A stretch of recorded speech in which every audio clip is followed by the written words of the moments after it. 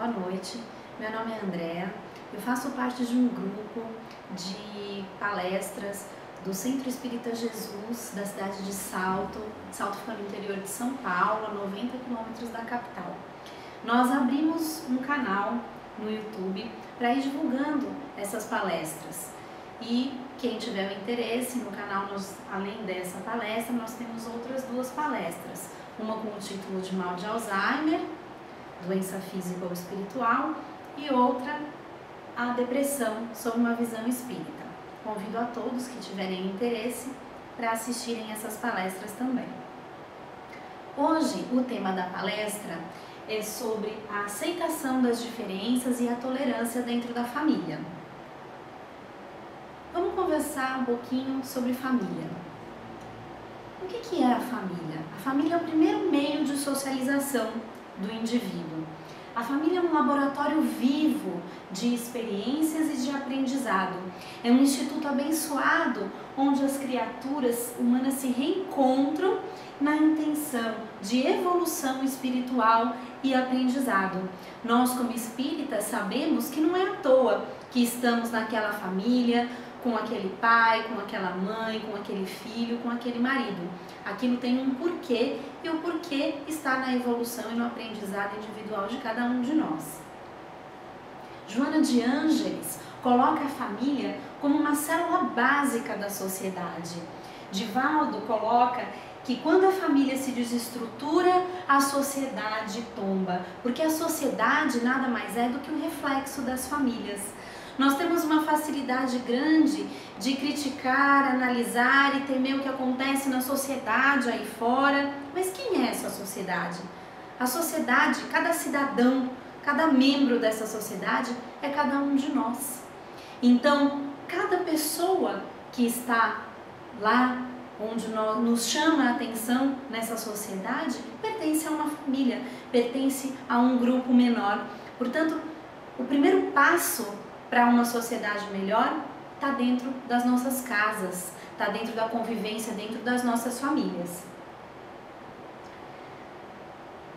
A família está para a sociedade como uma célula para o organismo. Assim como uma célula tem a sua individualidade e as suas funções são extremamente importantes para o funcionar de todo o organismo, a família também precisa estar estruturada, precisa estar funcionando de uma forma adequada para refletir de uma maneira positiva num grupo maior.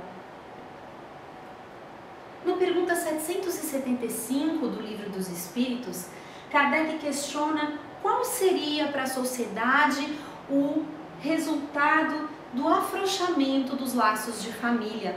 E os espíritos respondem que seria uma recrudescência do egoísmo. E o que é essa recrudescência? Significa que o egoísmo se tornaria mais intenso. Seria um renascer individual do egoísmo numa forma muito intensificada. E quando a gente fala de família, no grupo familiar, a família, para funcionar, o que precisa? O que precisa acontecer nesses relacionamentos? Acima de tudo, o amor.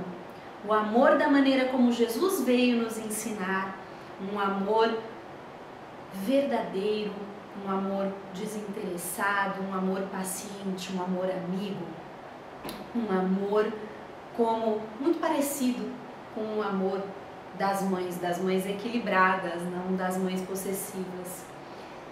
Qualquer tipo de relacionamento precisa de respeito. Não existe nenhum relacionamento que se estruture e que evolua saudavelmente se não houver respeito. A tolerância, que nós vamos desenvolver o tema aqui hoje, e a paciência. A paciência é uma virtude que precisamos para tudo na nossa vida, mas para que a gente consiga viver em família, em paz, a gente precisa praticar muito mesmo a paciência.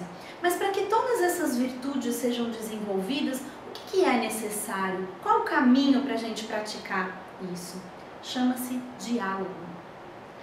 Diálogo parece tão simples de se falar, que precisa ter diálogo, Mas na prática, no nosso dia a dia, na nossa casa, no nosso trabalho, a gente no correr do dia passa desapercebido e muitas vezes a gente não pratica essa palavrinha tão simples que é o diálogo.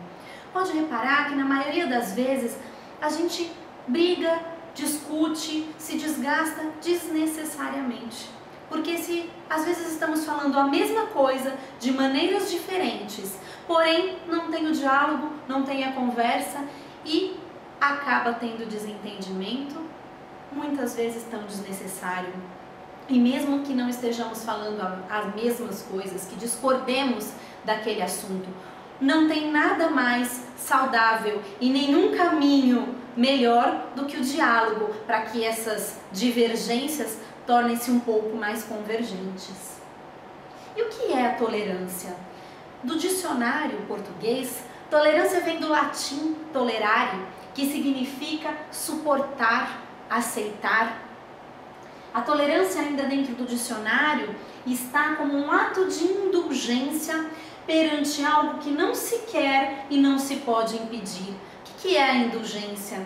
Indulgência é a facilidade de perdoar erros cometidos pelos outros. Eu tomo a liberdade aqui de discordar um pouco nessa questão do que diz que tolerância é um ato de indulgência. Nem sempre tolerância é um ato de indulgência, porque nem sempre a gente tem que tolerar algo que está errado. Muitas vezes, eu diria até na maioria das vezes, a nossa tolerância está em aceitar o diferente e não errado. Porque quando colocamos sempre como tolerar o errado, já nos colocamos numa posição superior, no nosso orgulho, como se só a maneira de eu ver, de eu aceitar, a minha maneira de entender e praticar fosse a correta. Então, nem sempre tolerar a indulgência. Porém, a indulgência também faz parte da tolerância. A tolerância, acima de tudo, é uma virtude moral. Ela nos leva a aceitar o comportamento do outro sem que esse comportamento esteja de acordo com aquilo que eu acredito. Eu coloco aqui, eu destaco uma colocação de um professor de ética da USP chamado professor Clóvis de Barros Filho, muito interessante, onde ele coloca que nós temos dois caminhos para se praticar a tolerância. O primeiro e mais fácil, que muitas vezes fazemos sem pensar, é o caminho de se tolerar por amor. Eu amo tanto que eu tolero aquela atitude, aquela situação, aquele comportamento. Mas o caminho do amor nem sempre é o caminho que conseguimos fazer, né? Não amamos tanto assim e tantas pessoas porque a gente possa tolerar nessa facilidade simplesmente por amor. Ainda não estamos nesse nível evolutivo. Mas outro caminho que eu acho muito interessante é o caminho moral. O que é tolerar por um caminho moral? Eu quero ser uma pessoa melhor. Eu sei e tenho discernimento de que se eu aprender a conviver com aquela situação ou com aquela pessoa, eu vou estar tendo um convívio mais sereno, mais saudável e eu vou estar sendo uma pessoa melhor e por isso eu tolero. E assim eu vou me educando a ser uma pessoa mais tolerante. Um caminho também não fácil, porém mais racional, que a gente pode tentar fazer com um pouco mais de exercício.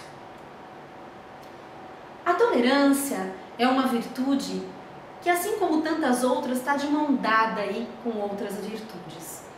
Não temos como pensar em sermos tolerantes se não estivermos dispostos a nos despir do orgulho e a vestir a humildade nas nossas atitudes. Porque a partir do momento que eu me disponho a ouvir o outro, a entender o ponto de vista do outro, a conviver com aquela pessoa ou com aquela atitude que é completamente contrária à minha forma de ser e pensar, eu já estou me colocando numa atitude humilde. Então é impossível pensarmos em tolerância sem pensarmos na predisposição em praticarmos a humildade. E também não podemos esquecer da paciência, porque a partir do momento que eu decido ser mais humilde e procuro tentar ouvir o outro e tentar tolerar o outro, eu vou precisar de muita paciência, porque isso não vai acontecer do dia para a noite. As coisas, as atitudes vão acontecendo, as intensidades dos acontecimentos são diferentes, e se eu estiver verdadeiramente disposto a me tornar, a ser uma pessoa mais tolerante, eu vou precisar muita paciência, muita perseverança. E o que me motiva? O que faz com que eu queira ser uma pessoa mais tolerante? Por que hoje eu decidi que eu vou ser mais tolerante? Primeiro de tudo, porque nós sabemos que nós estamos aqui para evoluir, porque somos seres espirituais em constante evolução. E eu estou aqui, reencarnada, para ser uma pessoa melhor. Portanto, se eu quero evoluir, se eu quero ser uma pessoa melhor, eu preciso desenvolver virtudes, as quais eu ainda não adquiri, e praticar e aperfeiçoar aquelas que eu já tenho. A certeza de que somos hoje o resultado das ações pretéritas, daquilo que fizemos ontem. E o ontem, muitas vezes, não está lá na outra encarnação só não. Muitas vezes o ontem, está no mês passado, está no ano passado, está há 10 anos, 20, 30 anos atrás. Porque nós temos uma dificuldade muito grande de enxergar os nossos erros. Nós esquecemos, é fácil esquecer aquilo que nós fizemos. Mas a gente não esquece o que o outro nos fez. E isso às vezes nos cega, faz com que a gente não entenda o porquê hoje eu sofro, eu passo por aquilo. Eu enxergo só o que o outro me faz hoje, mas eu não enxergo o que eu fiz ontem. E o conhecimento de que temos ao nosso lado e temos na nossa vida aquilo que precisamos ter para evoluir espiritualmente.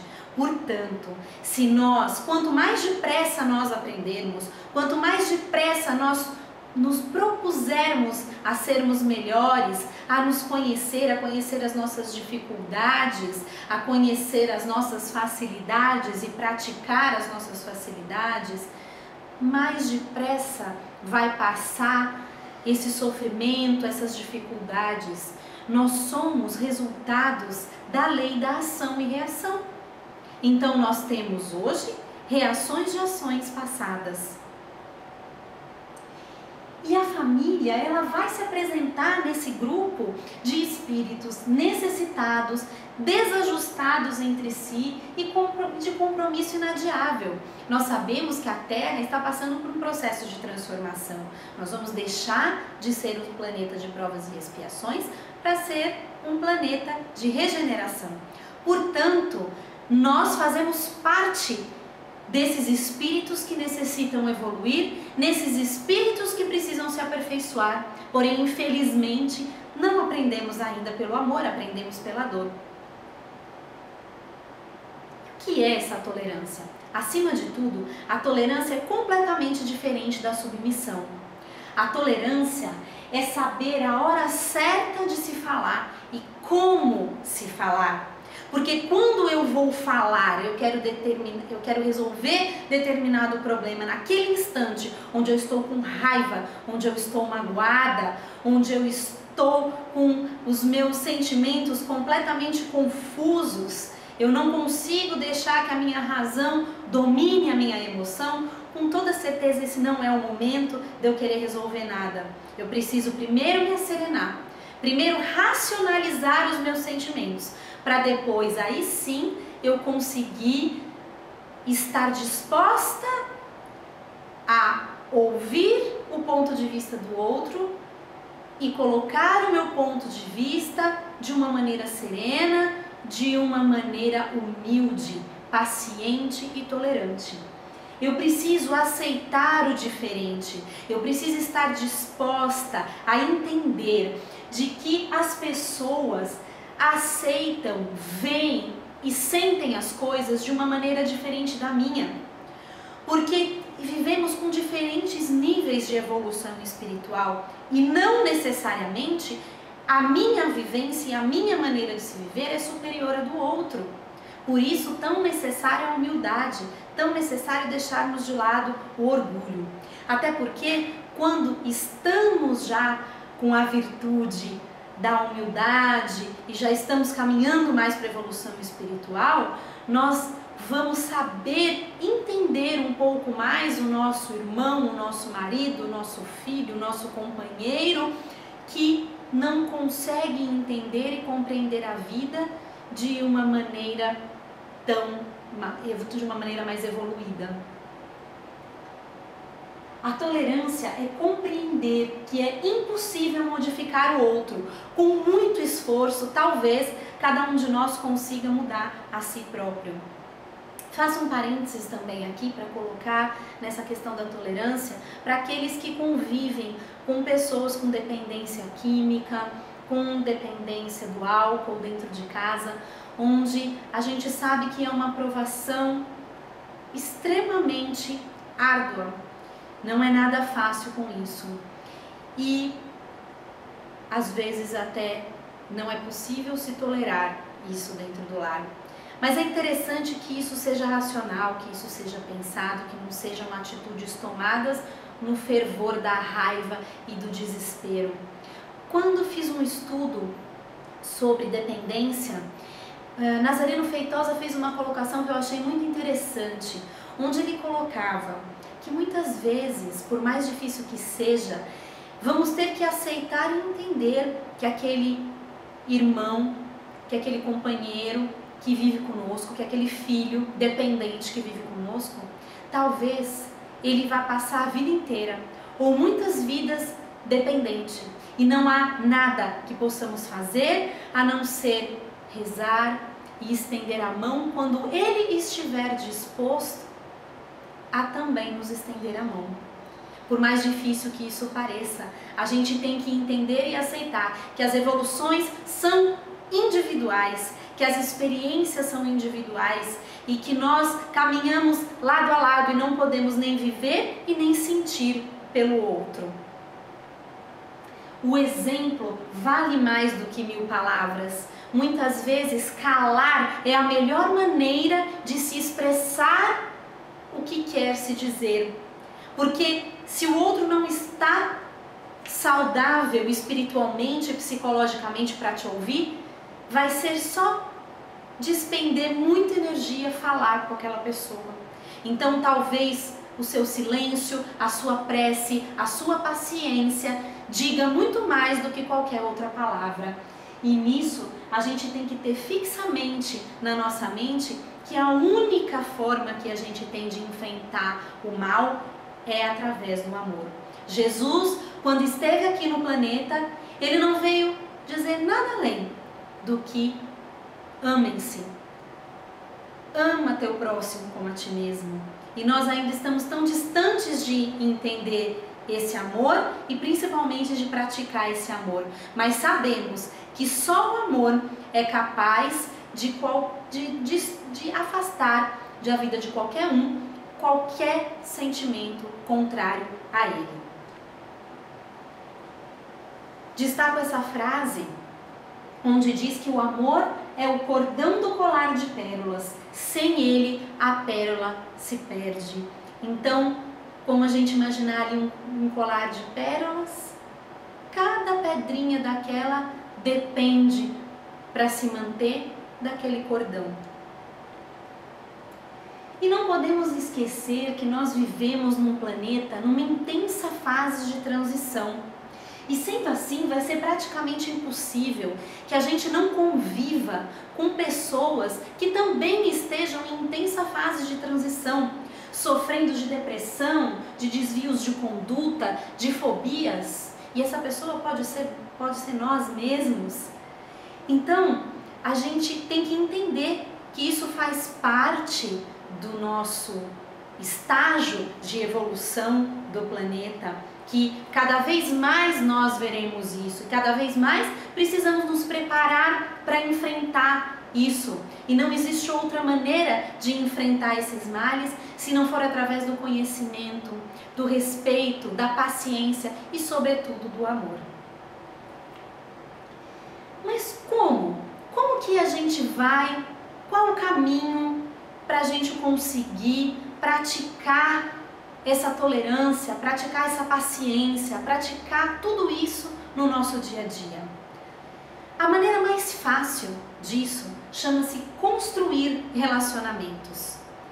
Se a gente conseguisse, desde aqui, olha, da infância com os nossos filhos, estar atento de construir um relacionamento saudável, com toda certeza a adolescência desses nossos filhos seria muito mais amena, muito mais prazerosa de se conviver, sem se falar nessa fase adulta e na terceira idade, né? Assim como construir relacionamentos saudáveis com as nossas crianças e os nossos adolescentes, nós vamos estar entregando para o mundo cidadãos mais inteiros, mais equilibrados, que com certeza se relacionarão muito mais saudavelmente com os seus parceiros, com os seus colegas de trabalho.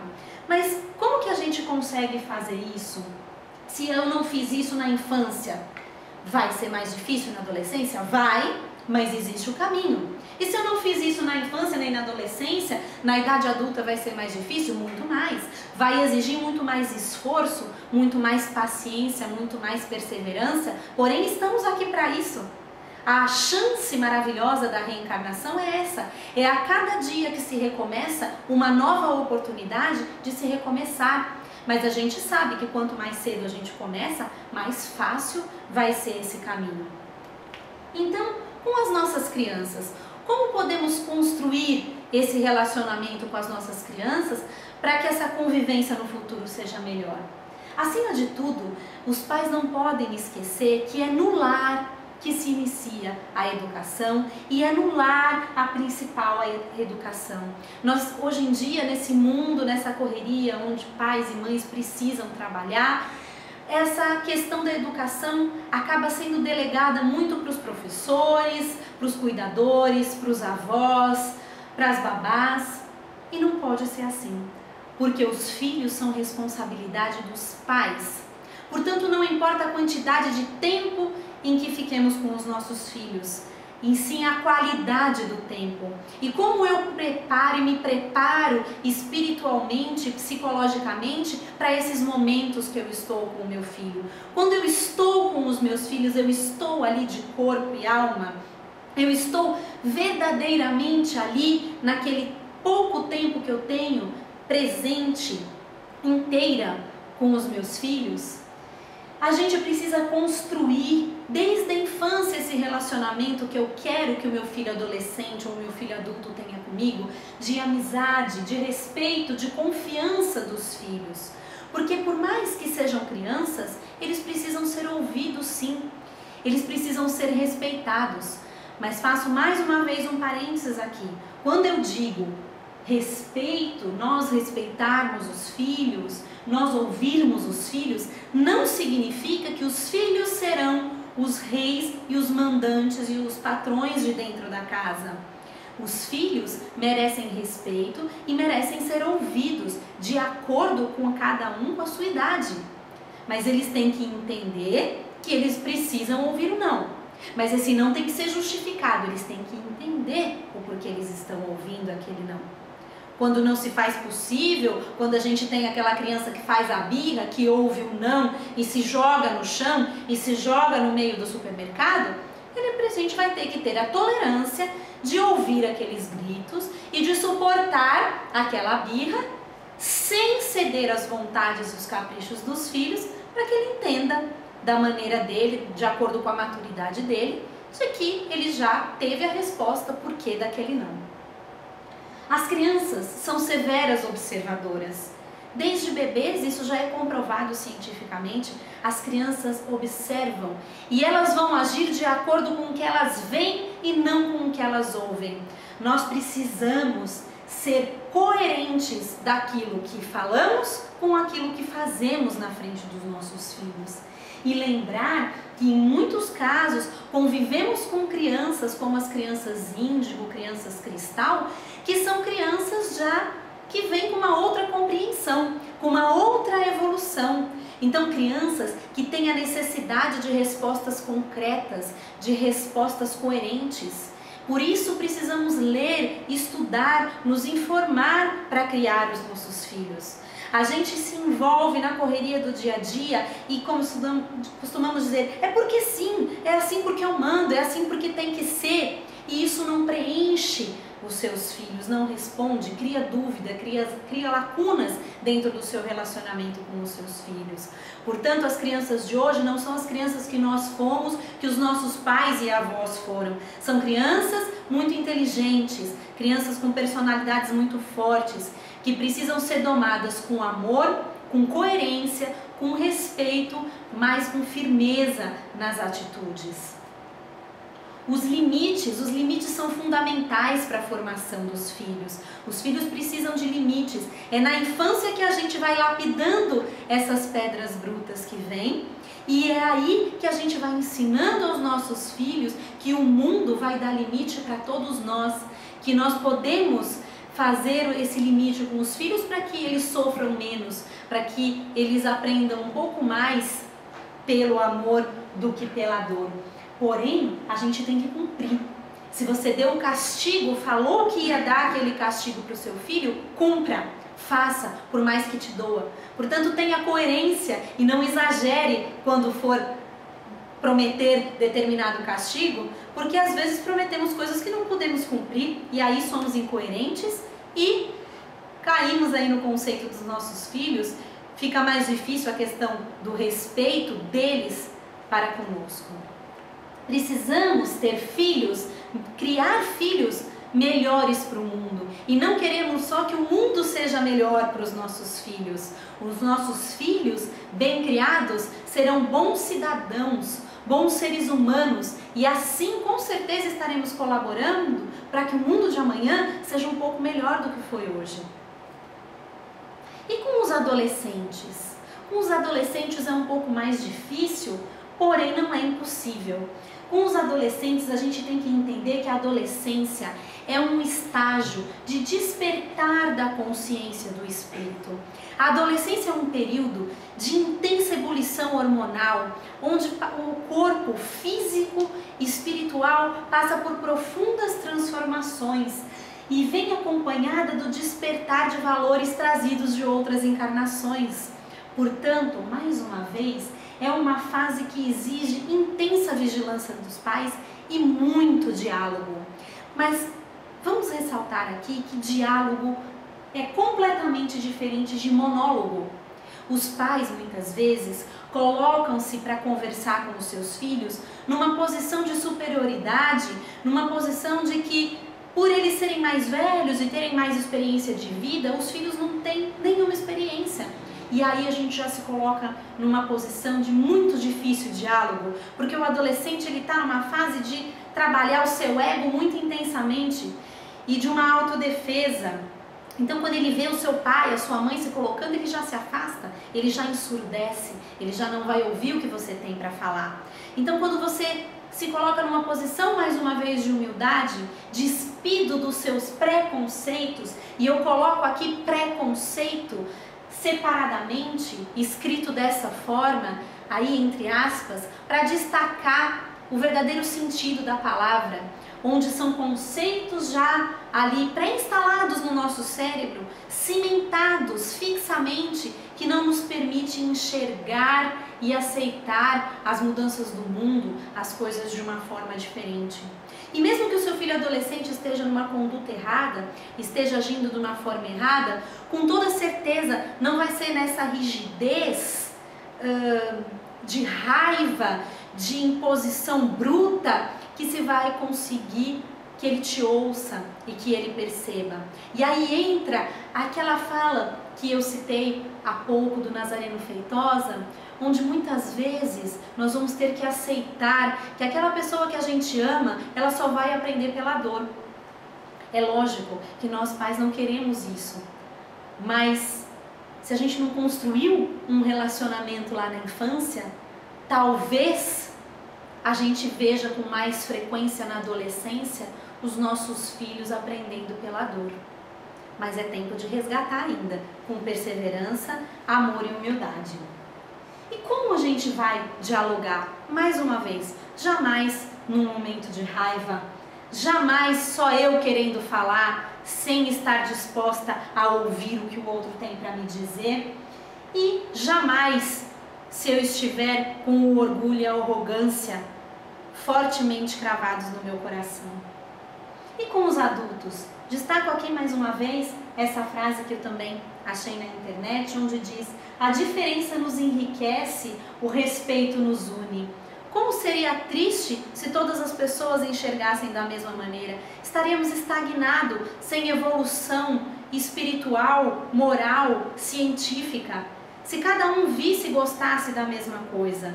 Portanto, tolerar também é aprender, é se dar a oportunidade de ver de uma janela diferente, é entender que o mundo pode ser visto de várias maneiras e de várias janelas e que não é a minha que é a privilegiada e que é a melhor. E quando eu me permito enxergar pela janela do outro, eu também abro espaço para que o outro enxergue da minha janela. Porque se eu estiver ocupando aquele espaço da minha janela ali, rigidamente, naquele local, não tem espaço para o outro enxergar também e ver da maneira com a qual eu enxergo. Mas voltando a falar da tolerância com os adultos, a gente sabe que a tolerância é uma virtude e ela vai fazer com que a gente reconheça diferentes maneiras de se ver, diferentes pontos de vista. E quando a gente tolera e aprende a tolerar, a gente faz muito mais. A gente se opõe a um sentimento muito ruim que se chama raiva. Porque se eu aceito, eu tolero aquela atitude e aquele comportamento, eu não sinto raiva daquela pessoa. E aí eu tenho um ganho imenso, não só para o outro, não só para o relacionamento, mas para mim. Porque a gente sabe que quando a gente sente raiva, quando a gente sente um sentimento muito ruim, além de uma energia que eu crio ao meu redor muito ruim, eu faço uma descarga terrível de substâncias químicas no meu organismo que, se elas forem constantes, vão me trazer doenças físicas e perispirituais. Então a tolerância é não concordar, mas aceitar. E quem sabe até passar depois a concordar e aceitar. Nós devemos aproveitar essa oportunidade desses relacionamentos difíceis para praticar a nossa reforma íntima, que é o que o Espiritismo tanto nos convida a fazer. E o que é essa reforma íntima? É nos conhecer.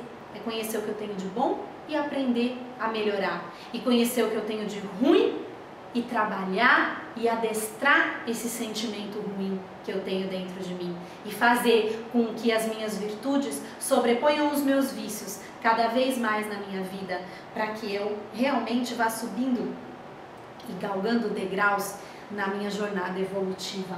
E quanto mais rápido eu aprender a fazer isso, mais rápido eu vou parar de sofrer. Nós costumamos comentar no nosso grupo de estudos no centro, de que muitas vezes a doutrina ela é muito difícil de ser praticada. Porque a doutrina espírita, ela não vai dizer para você que caminho você tem que seguir, que conduta você deve fazer. E ela não vai passar a mão na sua cabeça e falar, olha, aceita, você é um pobre coitado, não. Ela vai dizer, você é extremamente responsável por aquilo que você atrai para a sua vida. Porque o plantio é opcional, mas a colheita é obrigatória. E que maravilhoso é Deus, que maravilhosa é essa mecânica da natureza que nos permite recomeçar a cada dia, recomeçar a cada minuto e ter uma nova encarnação para tudo aquilo que eu fiz errado, eu tenho a oportunidade de fazer diferente nessa encarnação. Então muitas pessoas não aceitam e alguns até interpretam de forma errada e falam, a doutrina espírita nos diz que precisamos sofrer, que estamos aqui para sofrer. Não, a doutrina espírita não fala isso.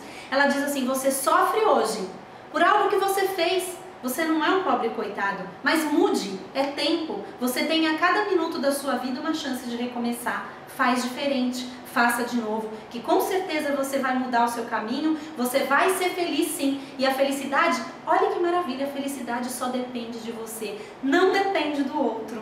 Depende só da sua mudança de conduta, da sua maneira de ver a vida. E o Espiritismo vai sempre estar nos convidando a praticar cada dia mais essa reforma íntima.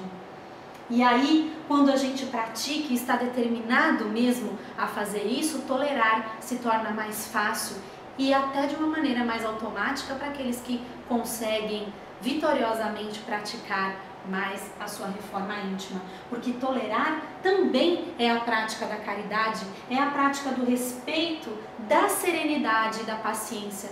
Como a gente já comentou, uma virtude está de mão dada com a outra. Quando eu me dedico a praticar determinada virtude, com certeza ela já vem acompanhada de uma outra, e de uma outra, e de uma outra, e as coisas vão se tornando mais fáceis, e a minha vida vai se tornando mais serena, mais doce, mais feliz.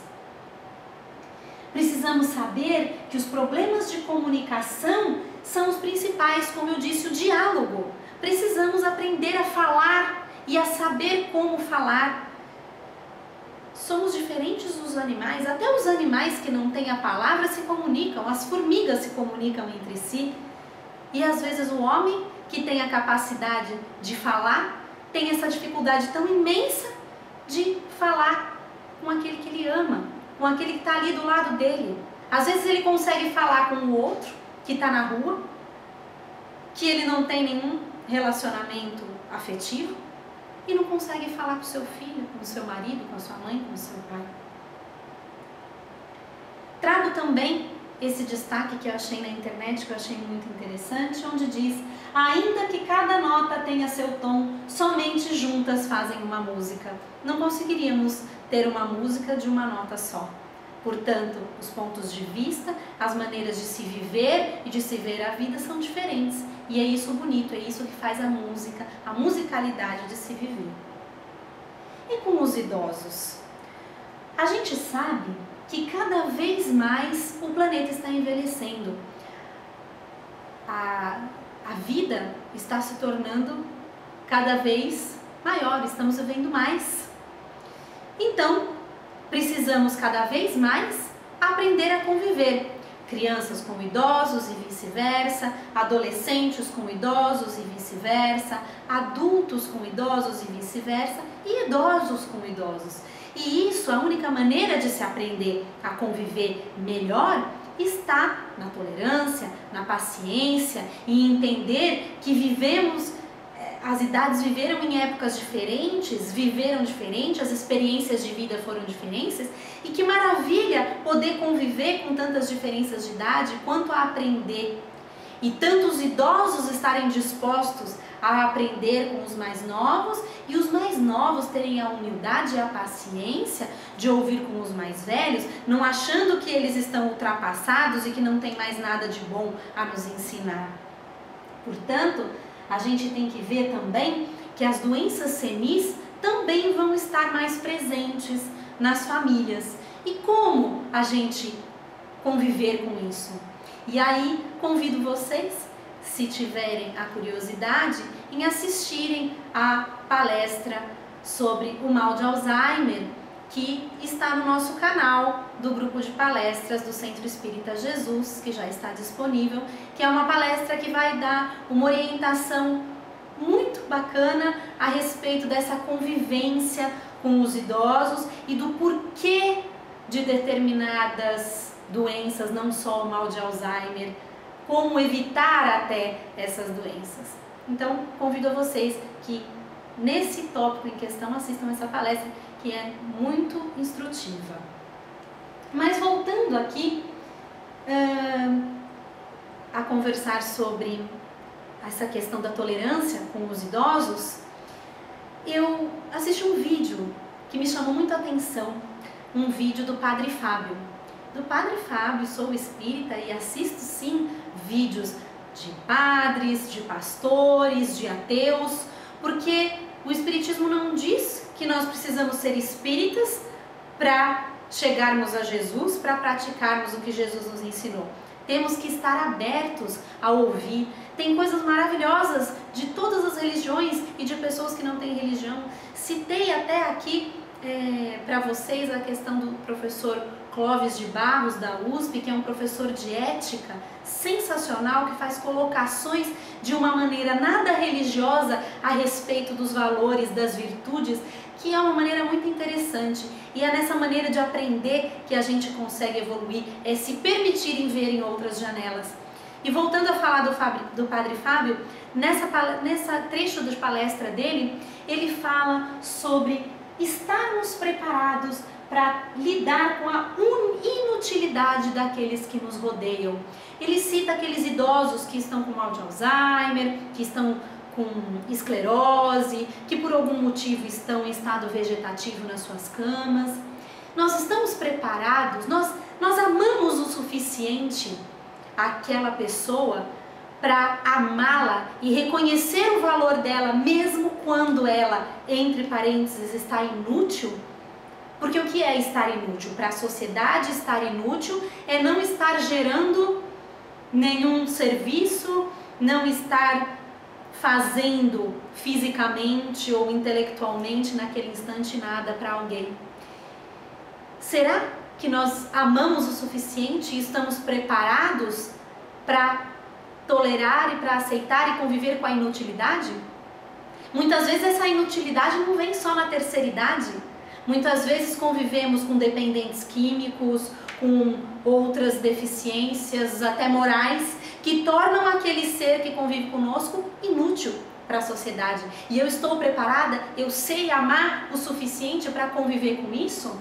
Porque a gente sabe que muitas vezes o que eu julgo também ser inútil é o essencial para a minha evolução e para a evolução daquela pessoa que está passando aquela dificuldade. Ou muitas vezes o que eu julgo inútil não é inútil. E o que a doutrina nos recomenda com essa questão de como tolerar, como aprender a ser tolerante? Primeiro de tudo, a reforma íntima. Faça a reforma íntima. Não há outro caminho para evoluirmos, não há outro caminho. Aqui está a fórmula mágica da felicidade. Muda, que o mundo muda. Ajuda-te, que o céu te ajudará. Evangelho no lar, essa potente arma, esse potente antibiótico para todas as bactérias terríveis espirituais do nosso lar. Rezar, fazer a prece em família, um momento de higienização espiritual do seu lar, potente remédio para as famílias.